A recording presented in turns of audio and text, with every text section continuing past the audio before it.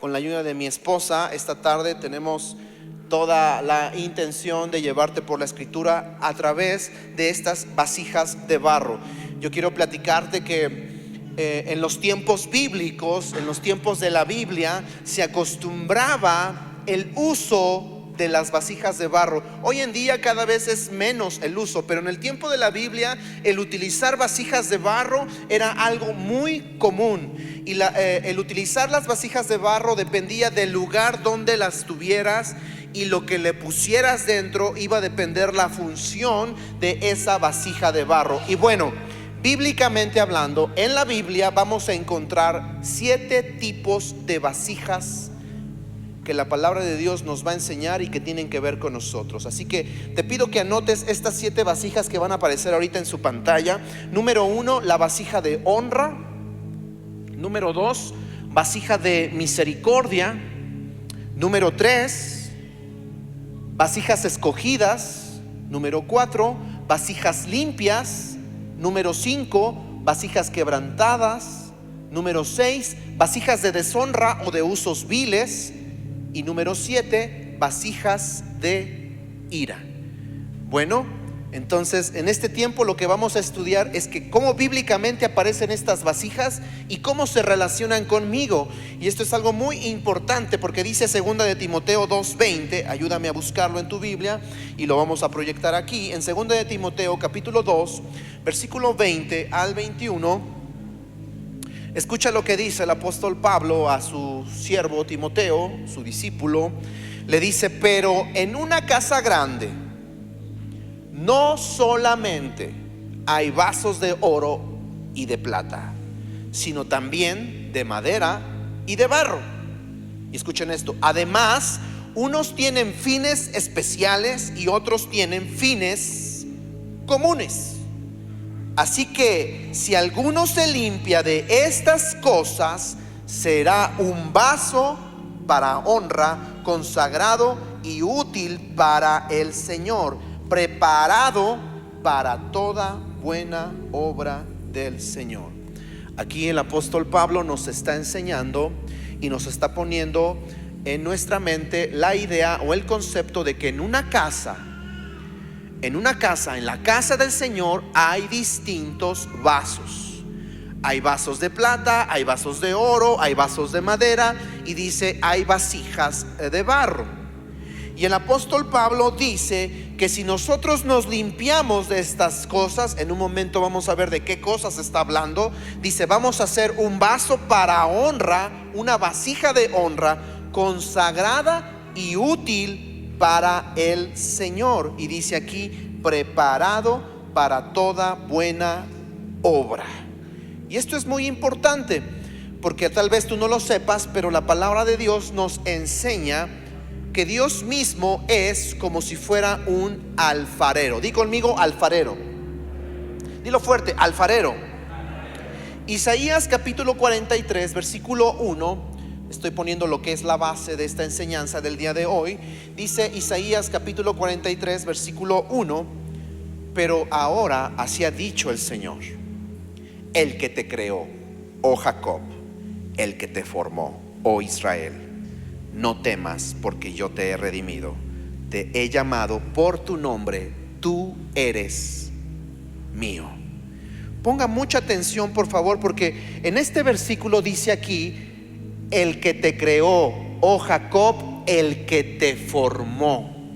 Y esa es una frase muy importante, porque cuando dice que Dios creó a Jacob, ¿cuántos conocen la historia de un hombre como Jacob? Todos sabemos que desde que Jacob nació, Jacob fue un hombre que estuvo luchando por la bendición de Dios. Jacob junto con su hermano Esaú estaban en el vientre de su madre y ambos estaban peleando por nacer primero. Desde el vientre de su madre, imagínate, Jacob está peleando por la bendición de Dios. Y ustedes saben que su vida fue una vida de lucha constante, una vida de prueba constante. Sin embargo, al encontrarse con Dios, algo pasó. Dios lo transformó, o Dios lo formó. Esa es la palabra que aparece ahí. Entonces Dios es el formador de Israel, lo que significa el formador, el alfarero de Israel, porque Él es como quien toma el barro y le da forma a nuestra vida. ¿Qué significa que Dios le da forma a nuestra vida? Significa muchas cosas. Significa que Dios permite situaciones en nuestra vida como el dolor. Significa que Dios toma situaciones en nuestra vida de aprendizaje, donde Dios a propósito lo permite, porque Él, como buen alfarero, le está dando forma a nuestra vida.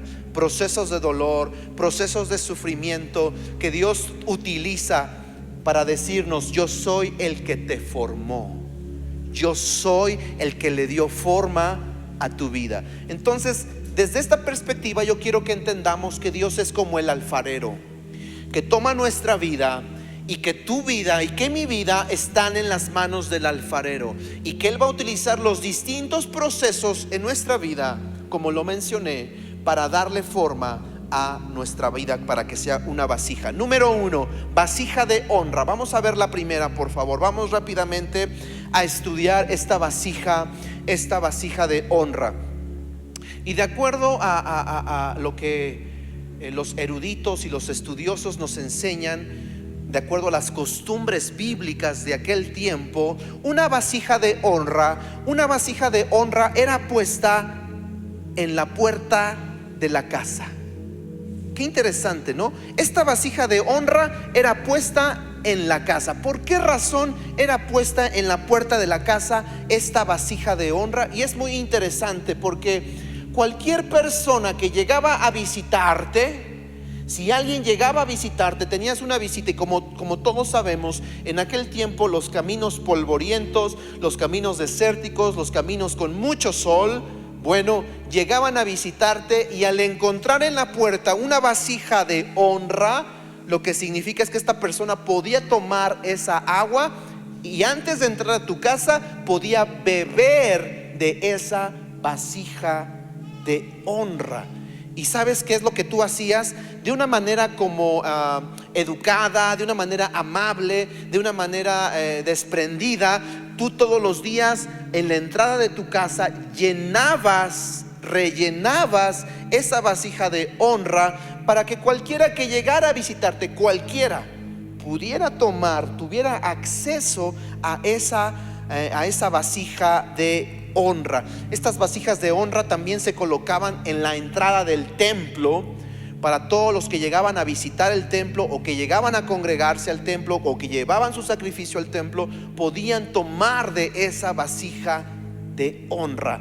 Pero vamos a ver bíblicamente cómo Yeshua nos explica esto en el capítulo 7 de Juan. Vamos para allá. Juan capítulo 7, versículo 37 y 38 dice lo siguiente. Tal vez ustedes lo han leído, es un versículo muy conocido. Dice: pero en el último día y gran día de la fiesta, está hablando de la fiesta de tabernáculos, la fiesta de Sukkot, dice: Jesús se puso de pie y alzó la voz diciendo, escuchen qué es lo que dice: si alguno tiene sed, venga a mí y ¿qué? Y beba. El que cree en mí, como dice la escritura, ríos de agua viva correrán de su interior. Y sabes, este es uno de los versículos que a nosotros nos podrían costar trabajo entender. ¿Por qué mencionan datos importantes como que es el último día de la fiesta?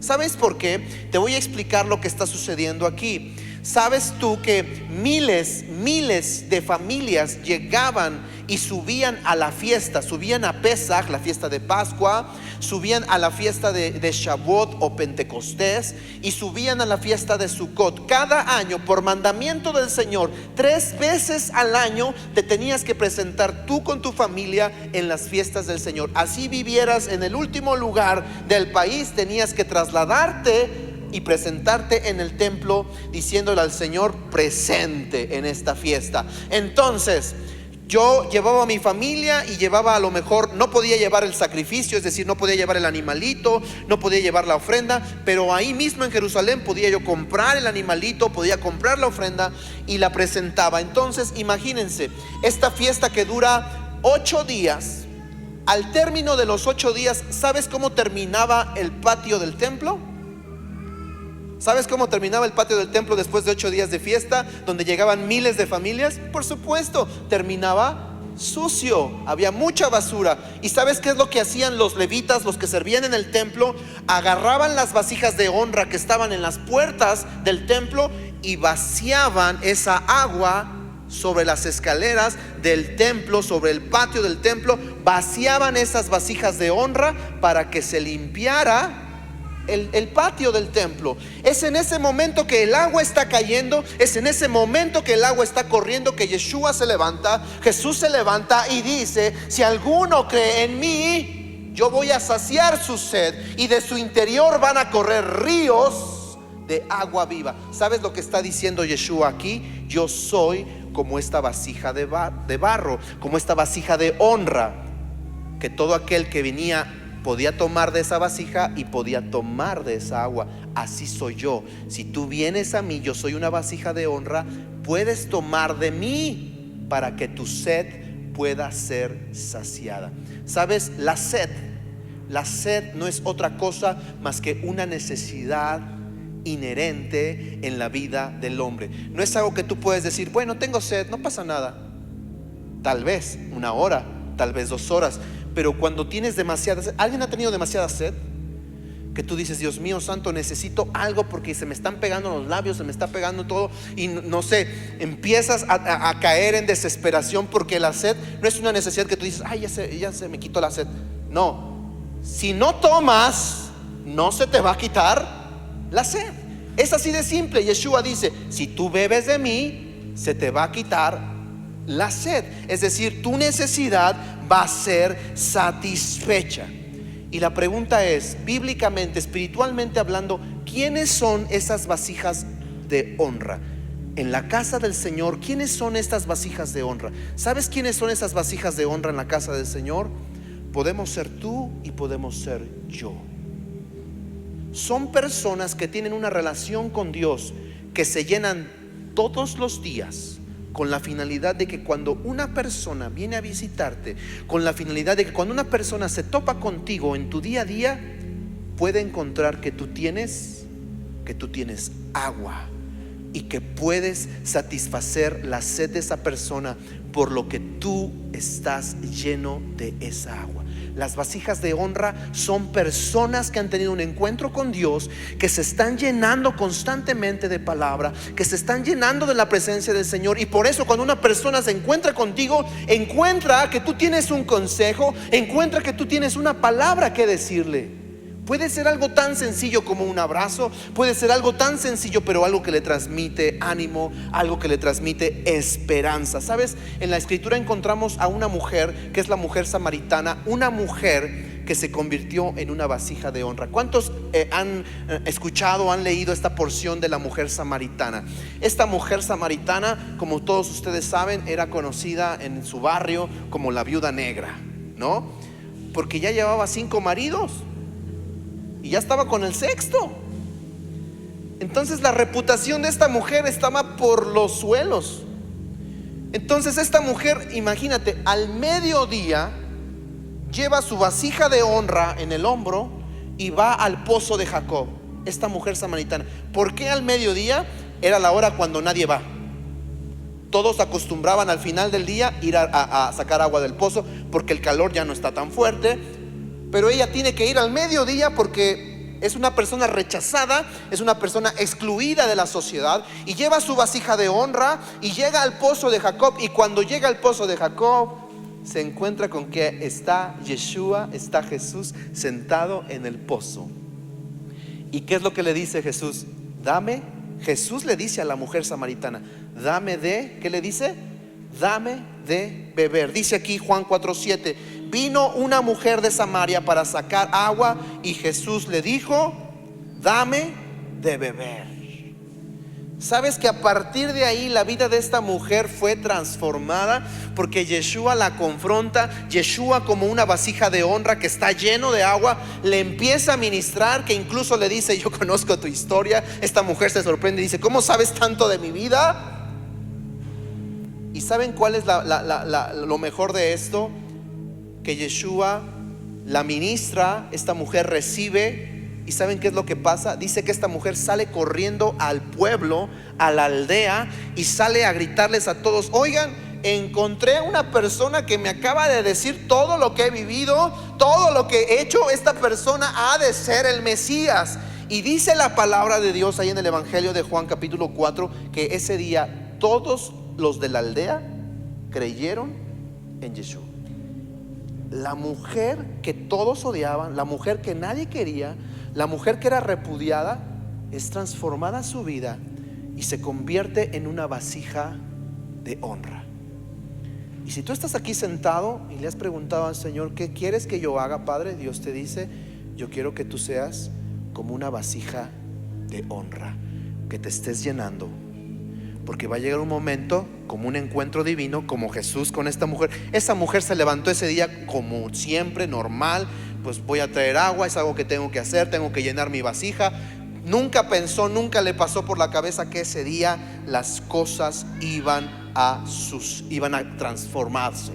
¿Sabes por qué? Porque Yeshua es especialista en transformar las vasijas que parecían inservibles, las vasijas que parecían estar excluidas. Yeshua las puede transformar en vasijas de honra. Número 2. Gracias. La segunda vasija que podemos encontrar en los tiempos bíblicos es la vasija de misericordia. Y vamos a encontrarla en Romanos 9, 23, 24. Ahí lo tenemos.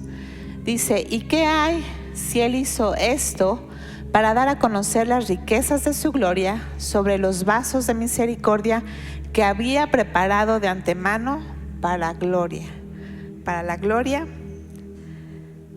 Y esto es: a los cuales también ha llamado a nosotros, no solo a los judíos, sino también a los gentiles.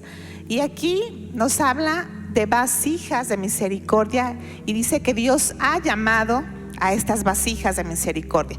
No solamente es llamar, como diría Nico: ven, así. Dios está llamando a cada uno de nosotros por nuestro nombre. A eso se refiere la palabra original de llamar. Entonces, si tú te identificas con esta vasija, ten por seguro que Dios te está llamando por tu nombre para que seas testimonio de misericordia. ¿Y cuál era esa función de estas vasijas de misericordia? Eran vasijas que se ponían en la orilla del camino, en la entrada del pueblo, en la salida del pueblo, precisamente para hacer acto de misericordia. Aquel extranjero, aquel visitante, aquel viajero que estaba en el camino, se encontraba en esta vasija y podía tomar esa agua gratis. Era de alguna manera agua gratis que cualquier ciudadano podía encontrar en el camino. Y bueno, en la casa del Señor, ¿quiénes son estas vasijas? ¿Quién es esta vasija de misericordia? Tal vez te has preguntado si has estado en algún lugar difícil, algún lugar de mucho conflicto. Nos han compartido: es que, ¿por qué Dios me pone aquí? ¿Por qué sigo en este lugar? ¿O por qué tengo que lidiar con mi familia, con tal familiar, con tal persona? Y es precisamente por esto, porque Dios quiere que seamos misericordiosos. Si Dios te ha puesto en un lugar conflictivo, si Dios te ha puesto en un lugar de dolor, si Dios te ha puesto en un lugar de mucha presión, es para eso, para que tú seas una vasija de misericordia. Esos son los hombres y mujeres que no están en secreto, que viven una vida pública. Así como se encontraban las vasijas en el camino, así cualquier persona se puede encontrar con este tipo de vasijas de misericordia. Entonces, Preguntémonos si estamos ahí en la secreta. No queremos que nadie sepa que somos hijos de Dios. Y más en lugares conflictivos, ¿no? Yo le huyo al conflicto, yo me escondo, no quiero saber nada, yo no quiero que me metan en sus conflictos. A veces solemos tener ese tipo de situaciones, pero una vasija de misericordia está al alcance de todos, para que todos los días esa persona vaya y beba. ¿Sabes que hay muchas personas sedientas? ¿Has identificado en tu trabajo? ¿Has identificado en tu calle, en tu colonia, en tu familia? Sedientas que necesitan esa agua viva que nosotros podemos disfrutar. Y a veces somos egoístas y decir, bueno, yo ya estoy caminando con Dios, yo estoy en ese proceso de salvación, ya estoy listo, casi, ¿no? Pero no vemos la necesidad de los que están a nuestro alrededor. Y yo queremos que tú entiendas que si estás en estos lugares tan difíciles, conflictivos, con dolor, con peleas tal vez, tú estás llamado a ser testimonio de misericordia. No estás llamado a esconderte, no estás llamado a huir del problema. No se lo dejes solamente al pastor o no se lo dejes a fulanito. Tú también puedes ser testimonio para esos lugares de tanto conflicto. ¿Qué podemos compartir a la gente sedienta? Gente que está en confusión, gente que está con dolor. Si hay algo que llega a tus oídos, es para que tú seas misericordioso y le compartas de esa agua viva. Para que le compartas, no solamente tú tomes de esa agua viva que es Jesucristo, sino que tú puedas compartirle y seamos influencia y seamos evidencia de gozo, de amor.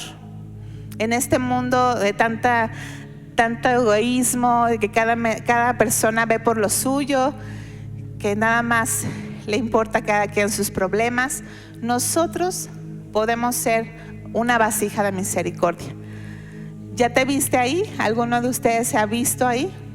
Dices, bueno, tal vez estoy en este trabajo y Dios no me ha abierto puertas por alguna razón, porque quiere que sea una vasija de misericordia. Tal vez yo estoy buscando otro lugar para vivir, pero Dios no me permite moverme porque Dios quiere que sea una vasija de misericordia. Entonces, vasijas de misericordia están para accionar, están para hacer el cambio, para marcar la diferencia, para hacer evidencia, testimonio de misericordia de nuestro Dios. Si ya te identificaste y le has preguntado al Señor, ahora ya tienes una respuesta. Le has preguntado por qué sigues en ese lugar, por qué sigues con ese tipo de personas. Y no se trata de contaminarnos o de que ellos nos jalen, sino que nosotros seamos influencia para la gente que nos rodea.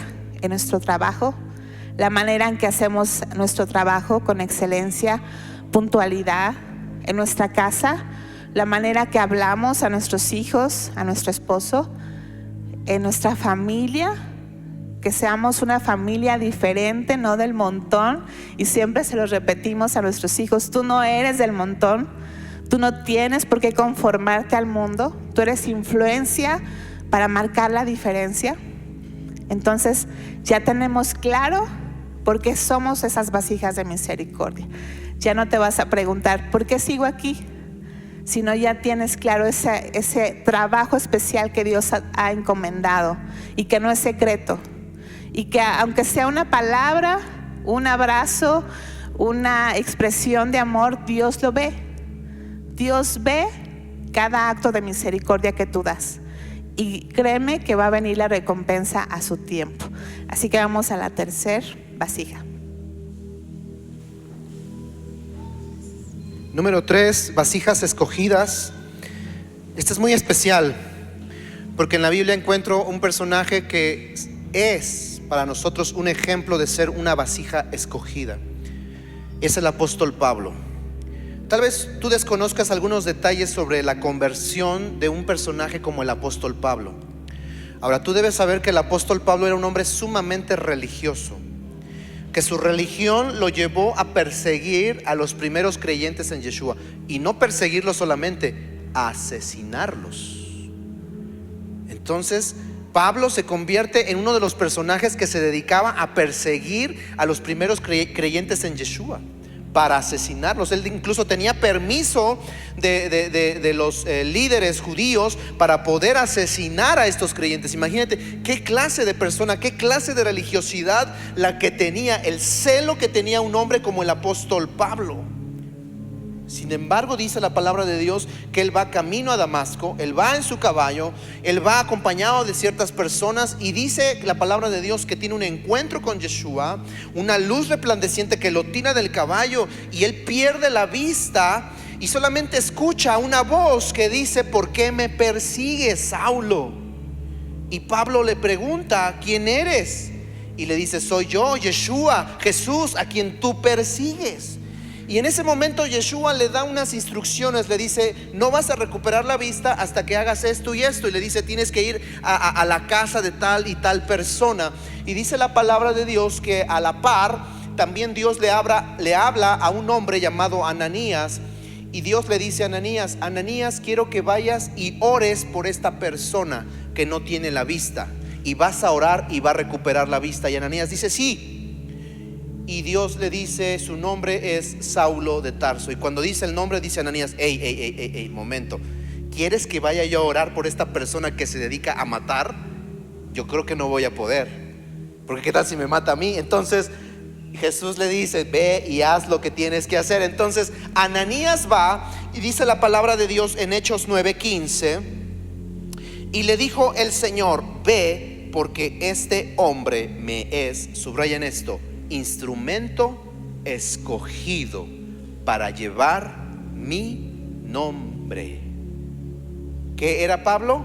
Instrumento escogido. ¿Para qué? Para llevar mi nombre ante los gentiles, los reyes y los hijos de Israel, porque yo le mostraré cuánto le es necesario padecer por mi nombre. ¿Saben que esta palabra instrumento escogido es lo mismo que vasija escogida? ¿Sabes lo que estaba diciendo Yeshua acerca de Pablo? Ananías, ve a orar por Pablo, porque Pablo me es una vasija escogida, una vasija que va a llevar mi nombre.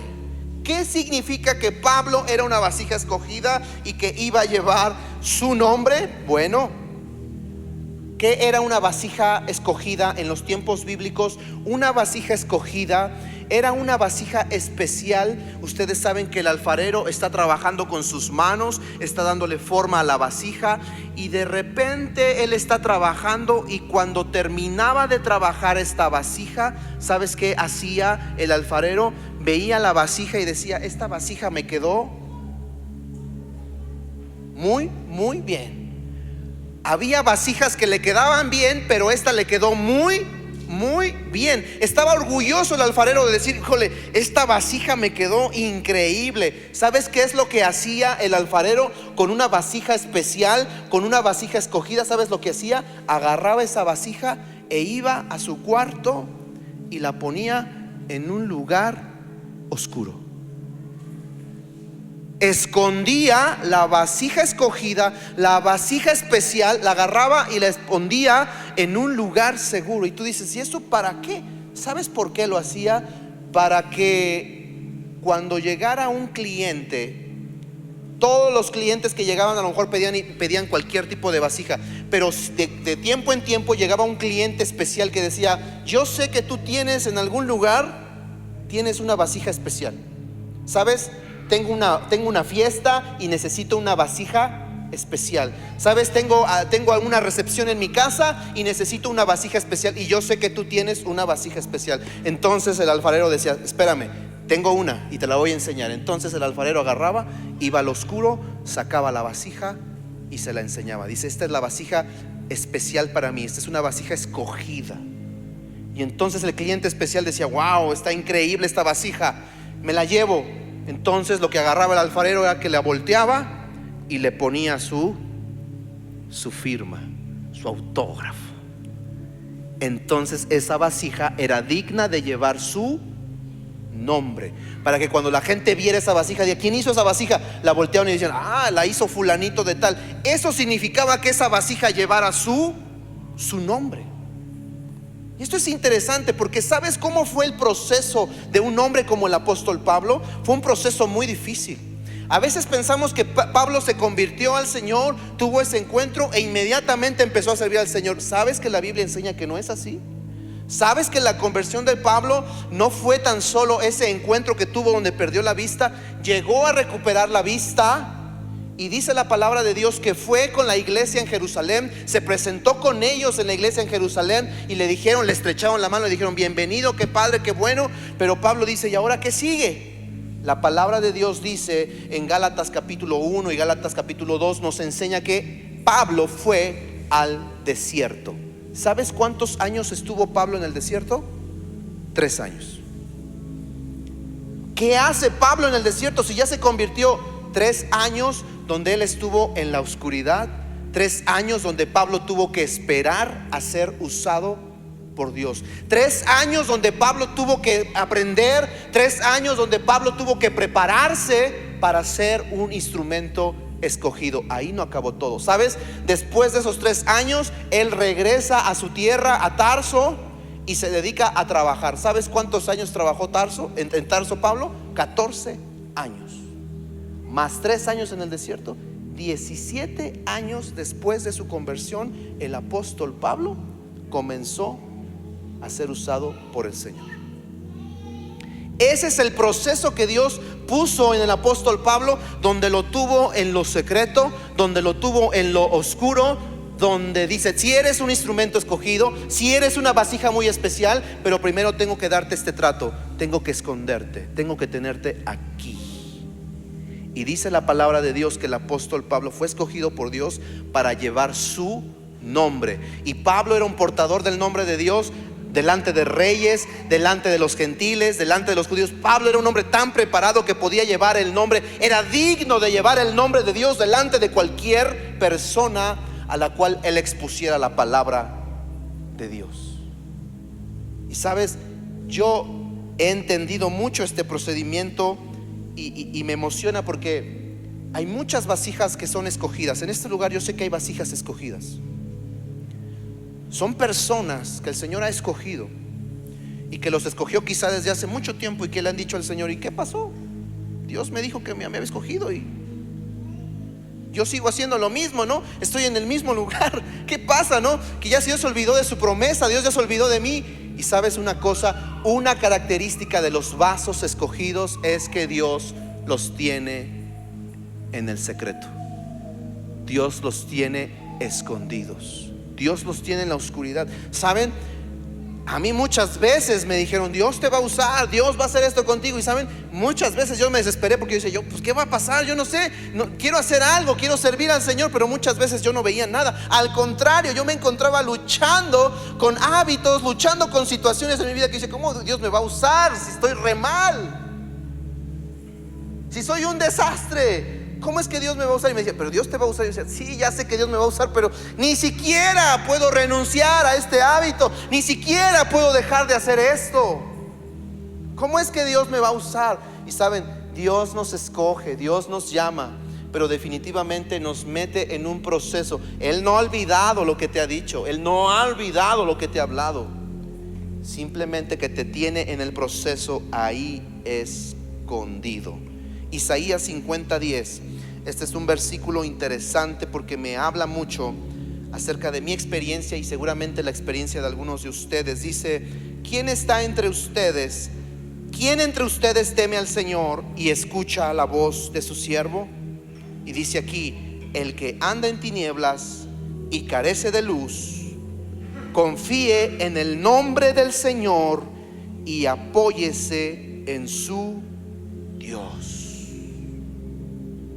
Saben que esta es una característica de las personas que están esperando en el Señor, que están en lo secreto, que parece que Dios ya se olvidó de ellos. Dios dice, confía en el nombre del Señor y apóyese en su Dios. ¿Qué significa apoyarse en el Señor su Dios? ¿Qué significa apoyarme en Dios? Significa que Dios en este proceso te va a quitar todos tus sistemas de apoyo que tenías. Te apoyas mucho en tu carrera, te apoyas mucho en tu profesión, te apoyas mucho en lo que tú sabes hacer, te apoyas mucho en tu experiencia, te apoyas mucho en eso y Dios dice, te voy a retirar todos esos apoyos para que solamente yo sea la única fuente de tu apoyo. Por años el Señor ha hecho eso conmigo, al grado de decir: Señor, ya no tengo nada, no tengo nada. Y Dios dice, en este momento es cuando más me sirves, cuando ya no tienes nada. Cuando piensas que puedes servir al Señor porque sabes hacer esto, porque tienes experiencia en esto, porque puedes hacer lo otro, Dios dice: no me sirves mucho así. Te voy a quitar todos tus apoyos para que te des cuenta que yo soy lo único que tú tienes. Y sé que Dios muchas veces trata con muchos de nosotros de esta manera. Y a lo mejor Dios te está tratando de esa manera. Te está quitando apoyos en tu vida que tú dices: es que podía contar con esto antes. Y Dios te dice: sí, pero te voy a enseñar a confiar en mí. Te voy a enseñar a depender de mí. Dios remueve de alguna manera apoyos en nuestra vida para que seamos instrumentos escogidos. Número 4. La siguiente vasija son las vasijas limpias. Y estas eran vasijas de honra que pues quedaban ahí desgastadas, que por el uso tal vez se le quebraba una oreja, un asa, pero las guardaban. Ahí estaba en la casa, estas vasijas limpias, las guardaban, las almacenaban. Y tal vez ya no cumplían su propósito, ¿no? Por ejemplo, el de derramar agua, ya no cumplían con ese propósito, pero sí les daban un uso especial. Y este uso especial era que podían almacenar ahí el diezmo y llevarlo al templo. Ustedes saben, bueno, lo explicó hace un momento también mi esposo, que varias veces al año iban el pueblo al templo a celebrar fiesta. Y también llevaban sus diezmos. Entonces estas vasijas eran usadas, y precisamente por eso se llaman vasijas limpias, porque se usaban para llevar el diezmo, el grano, el trigo que llevaba cada familia al templo del Señor. Entonces, al finalizar la fiesta, los ministros, los levitas, los encargados del templo, ahí dejaban la vasija limpia. Tal vez estaba rotita, tal vez estaba quebrada, y ahí los dejaban, pero en algún momento, ya sea en días pasados, los llevaban a la casa del alfarero. En la casa del alfarero empezaba un proceso de restauración de estas vasijas limpias. Y esto me lleva a la siguiente vasija, que son las vasijas quebrantadas. Las vasijas quebrantadas, como mencioné hace un momento, puede ser que se haya roto una orejita, un asa, algo que esté desgastado en esta vasija, y las llevaban a la casa del alfarero para ser restauradas. El proceso de restauración de la vasija pasaba por 4 pasos, y yo quiero que los vayas anotando. El primer paso era vaciar las vasijas, ya sea que tenía algún residuo, tenía ahí cositas que se le quedaron a la vasija. Entonces llegaba ese proceso de vaciarlos. Y nosotros también en la casa del Señor, al venir a Él, podemos ser vaciados. Y eso es lo que quiere Dios, que podamos vaciarnos de nuestro yo, vaciarnos del mundo, de nuestro pasado, de nuestras experiencias, incluso de todo lo que sabemos, y llenarnos de Él. Pero muchas veces dices: sí, yo quiero que Dios me llene, pero ¿cómo puede llenarte Dios si sigues lleno de otras cosas? No podemos ser llenos si seguimos llenos del mundo, de mi yo, de mis experiencias, de mi forma de hacer las cosas, de mis hábitos, de mi pecado. Entonces, ¿cómo Dios nos va a llenar? Entonces, este fue el primer paso para restauración: vaciar las vasijas. El segundo paso era lijarlas. Las lijaban, y pues tú sabes que en la lijada tal vez es un proceso doloroso. Se llevaban toda impureza, toda cosa que quedaba pegado, toda cosa que tenían por ahí, incluso tal vez pinturita, no sé, algún barniz. Entonces la lijada era dolorosa. La lijaba la lijada, implicaba dolor. Y eso también, nosotros como vasijas en la casa del Señor, podemos ser lijados y nos va a quitar todo lo que nos estorba. Y no te sorprendas que en ese proceso de restauración se han quitado muchas cosas. Y que tal vez te has dicho, bueno, Dios, yo quiero que me quites esto, pero sigues luchando, pero viene el dolor.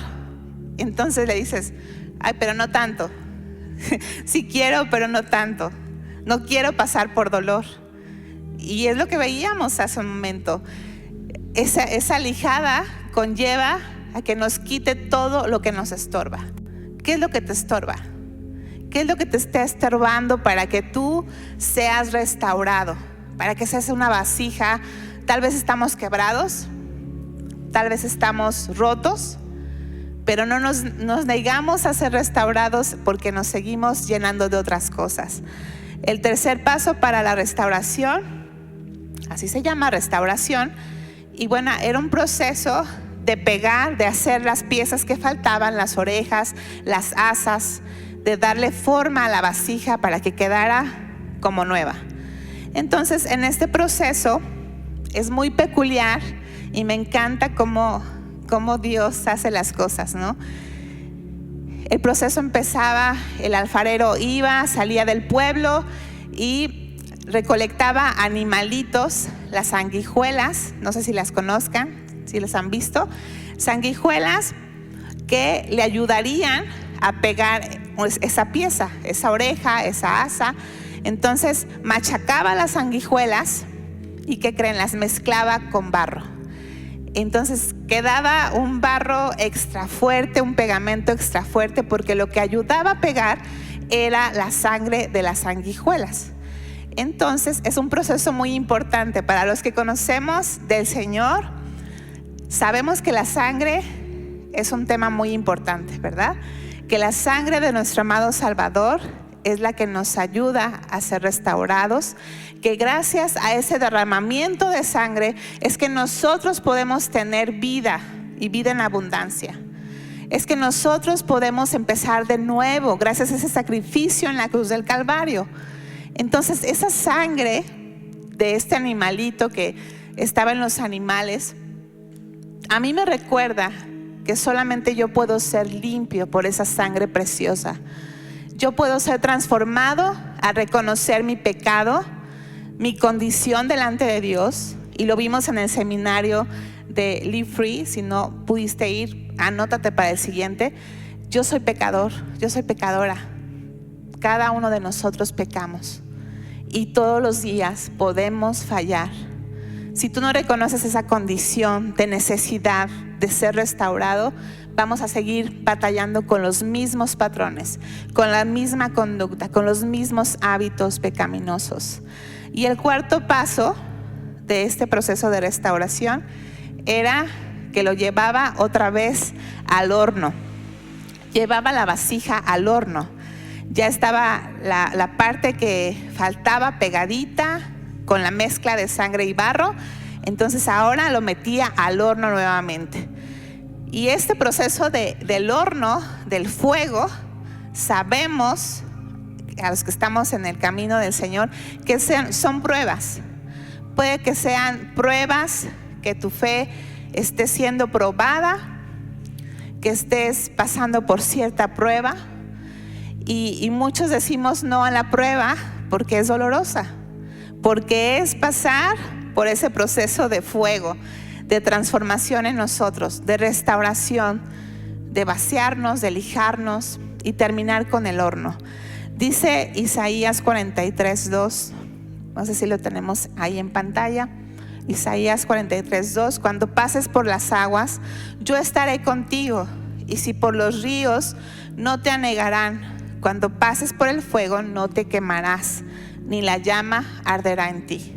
Y a veces pensamos que venir a Cristo es una vida de miel sobre hojuelas, una vida color de rosa, sin pruebas.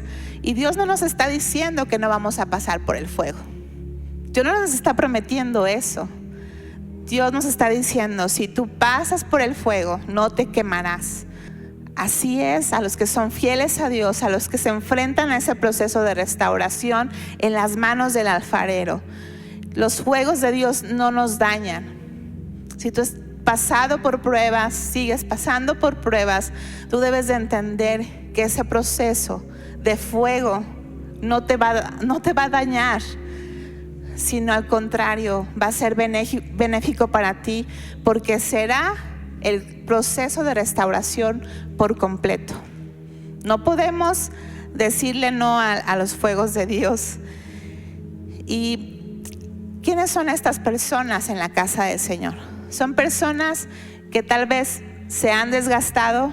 Si tú ya llevas mucho tiempo en el camino del Señor o llevas poco tiempo, pero las circunstancias te cansan, estás desgastado, actitudes de gente te cansan, te hieren, te lastiman. Esos son las vasijas quebrantadas. Y si tú dices, yo entiendo que necesito ese proceso de restauración por ese desgaste que he sufrido como vasija. Tal vez tengo una oreja rota, tal vez mi boca tiene que ser renovada, restaurada, transformado. Esos son esas vasijas quebrantadas, pero vasijas que se dejan restaurar por el alfarero, vasijas que quieren renovarse, quieren salir de la manera que están viviendo, que no importa el proceso, que duela, no importa el fuego, la prueba, pero quieren ser restaurados. Esas son las vasijas en la casa del Señor. Así que no temas a la prueba, porque los fuegos del Señor son para sacar lo mejor de ti y para completar su obra. La número 6 son vasijas de deshonra o de usos viles. Dice 2 de Timoteo 2:20, pero en una casa no solamente hay utensilios de oro y de plata, sino también de madera y de barro. Unos son para usos honrosos y otros para usos viles. ¿Cuáles son estas vasijas de usos viles o de usos deshonrosos? Bueno, tal vez no nos guste mucho la idea, pero todos en nuestra casa tenemos un bote de basura. Aunque no nos gusta mucho la idea, pero ¿qué crees? Son necesarios. Y en el tiempo bíblico, las vasijas de deshonra o las vasijas de usos viles se utilizaban como botes de basura, específicamente en la cocina. Cuando una persona obviamente termina de cocinar, no todo se lo come. Ustedes saben que hay muchas cosas que son desperdicio. Entonces, en esas vasijas que ya estaban a lo mejor rotas, en esas vasijas que a lo mejor ya parecían ya no de uso común o de un uso específico, entonces pasaban a ser unas vasijas de uso de deshonra o de usos viles. Entonces se echaba la basura en esa vasija. Pero algo clave tenía que pasar con esas vasijas. ¿Cuál es la clave o el secreto de esas vasijas? Que constantemente se tenían que vaciar. ¿Qué pasa cuando tú no vacías tu cesto de basura? ¿Qué pasa? ¿Qué animalitos llegan? Principalmente las moscas, ¿no? ¿Qué animal tan más detestable? Las moscas. ¿Saben que los cananeos tenían un dios al cual ellos llamaban Belcebú? Los cananeos tenían un dios que llamaban Belcebú. ¿Sabes qué significa Belcebú? El señor de las moscas. ¿Sabes por qué? Porque su dios estaba lleno de moscas. Porque las moscas llegan donde hay pudredumbre, las moscas llegan donde hay basura, las moscas llegan donde hay desperdicio. Yeshua a este dios Belcebú le llamó el príncipe de los demonios, precisamente porque de alguna manera está relacionado las moscas con la influencia demoníaca. Y esto es muy interesante porque no estoy diciendo que si tienes moscas tienes influencia, no estoy diciendo eso, no malinterpreten eso. Estoy diciendo que bíblicamente este aspecto de vaciar estas vasijas que eran para usos deshonrosos o usos viles o para la basura, tenían que vaciarse constantemente. ¿Sabes qué significa esto para mí? ¿Qué tiene que ver esto conmigo? Te voy a decir algo. Tarde o temprano, si tú no aprendes a vaciarte, te conviertes en una vasija que está acumulando, ¿sabes qué? Basura. tarde que temprano alguien va a llegar contigo y va a querer vaciar contigo su basura. Llega un fulanito, llega sutanita y te dice: oye, ¿sabes qué? Te tengo que decir esto, y fíjate que fulanito, y fíjate que perenganito, y bla, bla, bla, bla. Y lo único que está haciendo esa persona es vaciar su... Ni cuenta te das, pero eres su bote de basura de la personita. Te trajo el chismecito, te trajo la crítica, te trajo para hablar de otras personas, y ni cuenta te das que tú te estás convirtiendo en su bote de... Donde la persona viene a sacar toda su frustración, donde la persona viene a sacar todos sus conflictos, sus traumas, y tú dices: ¿pero qué? ¿Pero qué? ¿No? En cierta manera, lo que tienes que hacer es estarte limpiando. Si tú no te limpias, vas a empezar a traer moscas en tu vida. Esas moscas se llaman influencias demoníacas.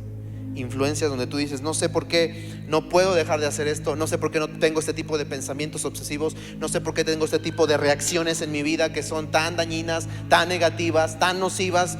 Daño, lastimo personas cuando hablo, cuando me pongo así. Bueno, ese tipo de influencias en tu vida están ocasionadas porque no te has limpiado. Todo creyente tiene que aprender a limpiarse constantemente. No acumules el pecado en tu vida, y menos el pecado de otra persona. Lo que otra persona ha venido a hablar contigo, necesitas aprender a sacar esa basura.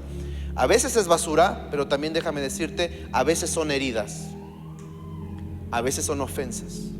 Si tú no curas esa herida, si tú no curas esa ofensa, está abierta esa herida, esa ofensa te ha causado una lastimadura, y si tú no atiendes esa herida, esa ofensa en tu vida, estás provocando que se junten las moscas en tu herida. Importante es la sanidad, que importante es la restauración. Si estás herido, si estás lastimado, si estás ofendido, qué importante es que puedas reconocer que necesitas sanidad de Dios. Todos pasamos por ello, y en cualquier momento somos susceptibles a que alguien nos ofenda, a que alguien nos hiera, a que alguien hable y venga a vaciar su basura con nosotros. Te va a pasar en algún momento, quieras o no. ¿Qué es lo que tienes que hacer? Tienes que limpiarte, tienes que sacarlo de tu vida. Si tienes que perdonar, vas a perdonar. Si tienes que perdonar la ofensa de alguien, si Dios quiere sanar esa herida, deja que Él sane y trate con tu vida, con tu corazón. Y vamos a cerrar con esta, la número 7, vasos de ira. Estos vasos de ira los podemos ver en Romanos 9:20 al 24. Si usted tiene tiempo, lea la porción completa. Vamos a enfocarnos en el versículo 22, que dice así, no sé si lo haya en la pantalla: y que si Dios, queriendo mostrar su ira y hacer notorio su poder, soportó con mucha paciencia los vasos de ira preparados para destrucción. Y leímos hace rato el versículo 24, 23 y 24: y para hacer notorias las riquezas de su gloria, las mostró para con los vasos de misericordia. Ya habíamos hablado de vasos de misericordia. ¿Y cuáles son los vasos de ira? Los vasos de ira son los que iban a ser restaurados a la casa del alfarero, y el alfarero los tomaba y empezaba otra vez el proceso de restauración, pero en algún punto, al meterlos al horno, se rompía la vasija, no aguantaba el proceso de restauración. Entonces el alfarero nuevamente tomaba la vasija y tal vez un mejor trabajo, y bueno, me voy a esforzar para hacer un trabajo mejor en esta vasija, voy a dedicarle más detalle a esta vasija, y volvía a tratar con la vasija y lo metía al horno nuevamente, y no aguantaba el trato, no aguantaba el proceso de fuego. Y estas son las vasijas de ira. Recordemos cómo podemos ejemplificar estas vasijas de ira, y lo vamos a ver en un momento. Había una colina muy singular, una colina que iban los alfareros a lanzar esas vasijas. Esas vasijas, por más que trató el alfarero, no se pudo restaurar esa vasija, no se pudo. Entonces, tal vez en el mismo lugar donde se rompía, volvía a la restauración y se volvía a romper la vasija. Esta colina Iban todos los alfareros en Jerusalén y las lanzaban estas vasijas de ira. Entonces ya no tenía remedio, ya no tenía un uso. Estas vasijas estaban rotas, no se podían restaurar y las lanzaban. Esas vasijas estaban ahí en esa colina y pues quebraditas ahí. El barro, para lo único que servía en esos pedacitos de barro, era para que los leprosos se rascaran sus heridas. Recordemos que ellos andaban por la ciudad y bueno, era para lo único que servía, para que los leprosos se rascaran esos pedacitos de barro. ¿Qué me enseñan estas vasijas de ira? Puedo recordar también Judas, el discípulo que traicionó a Jesús. Al ver que había entregado a Jesús, se arrepintió y delante de los ministros, los que habían pactado con él 30 piezas de plata, se arrepiente y las avienta. Y estas personas toman las piezas de plata y compran un campo. Este campo tiene un nombre muy peculiar y tiene que ver con lo que estamos aprendiendo el día de hoy. Este campo se llama el campo del alfarero. Lo podemos ver en Mateo 27, 7 al 10. Si tú quieres leer la porción en tu casa completa, todo el capítulo, y dice así el versículo 7: y después de consultar, compraron con ellas el campo del alfarero para sepultura de los extranjeros, por lo cual aquel campo se llama hasta el día de hoy campo de sangre. Entonces estas personas compran el campo del alfarero y es justo donde los alfareros iban a tirar estas vasijas que ya no tenían compostura, unas vasijas de ira, y por eso se le conoce este campo. También vemos cómo fue la muerte de Judas. Dice en Hechos 1:17, no lo tenemos en la presentación, pero con el salario de su iniquidad adquirió un campo y cayendo de cabeza se reventó por la mitad y todas sus entrañas se derramaron. Así fue la muerte de Judas, el que traicionó a Jesús. ¿Qué tiene que ver esto con las vasijas de ira? Judas fue una vasija de ira. Por más que estuvo con Jesús, pasó tiempo con Jesús, le enseñó Jesús, caminó con Jesús, estuvo cerca de Jesús, pero ¿qué creen? No fue restaurado. No llevó ese proceso de restauración. La palabra nos enseña que si no llevamos ese proceso de restauración, seremos como vasijas de ira.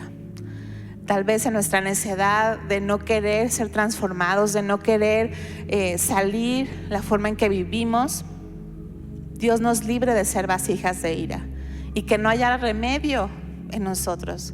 Que por más que el alfarero quiera restaurarnos, por más que el alfarero quiera trabajar con nosotros, estemos necios en nuestra manera de pensar, en nuestra manera de ver, y tal vez le huimos a la restauración.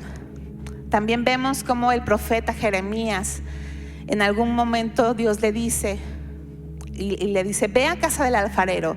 Eso lo vemos en Jeremías 18, anótelo ahí y estúdienlo en su casa. En Jeremías 18, 1 al 10. Y Jeremías se dolió en su corazón porque el pueblo de Israel se estaba desviando ante ídolos, iba atrás de ídolos, y le dolía a Dios en su corazón, pero también a Jeremías le dolió. Y dice la palabra que lloró por tanto dolor de ver al pueblo desviándose. Y Dios le dice: voy a destruir al pueblo, voy a llevarlos cautivos. Y eso ya lo vimos también en la serie de Daniel. Entonces Jeremías lo que hace, va a la casa del alfarero y ve cómo él hace su trabajo, y ve que hace vasijas y que se le cae. Y dice aquí Jeremías 18:5: he aquí como el barro en la mano del alfarero, así sois vosotros en mi mano, oh casa de Israel. Y descendí a casa del alfarero, y aquí que él trabajaba sobre la rueda, y la vasija de barro que él hacía se echó a perder en su mano, y volvió y la hizo otra vasija. Pero algo que Dios le dice a Jeremías es que yo no voy a hacer lo mismo que hizo este alfarero. Yo los voy a destruir y los van a llevar cautivos si no obedecen, si no escuchan, si no hacen caso a las advertencias que yo les estoy dando. Y más adelante podemos verlo. Pero si esos pueblos se convierten de su maldad contra la cual hablé, yo me arrepentiré del mal que había pensado hacerles. Pero si hicieren lo malo delante de mis ojos, no oyendo mi voz, me arrepentiré del bien que había determinado en hacerles. Así, Dios no lo permita, podemos llegar a ser vasijas de ira que se nieguen a ese proceso de restauración. Por más que Dios nos está llamando, nos está trayendo con lazos de amor, de misericordia, y seguimos en nuestra manera, en nuestra vana manera de vivir. Y queremos que reflexionemos en esta tarde. Si necesitas restauración, aquí está el buen alfarero para que seas restaurado. Y te des cuenta que vas a pasar por fuego, que vas a ser lijado, que vas a pasar por dolor, pero Dios está contigo. Él quiere que seas restaurado. Él quiere que lo escuches. Él quiere que vivas conforme a su propósito, que vivamos en su plenitud, que no estemos encajando con las corrientes del mundo y buscando la felicidad y buscando aceptación y buscando la moda de hoy. Él quiere una plena restauración para cada uno de nosotros. Le voy a pedir a mi esposo que nos ayude. Vamos a ponernos de pie.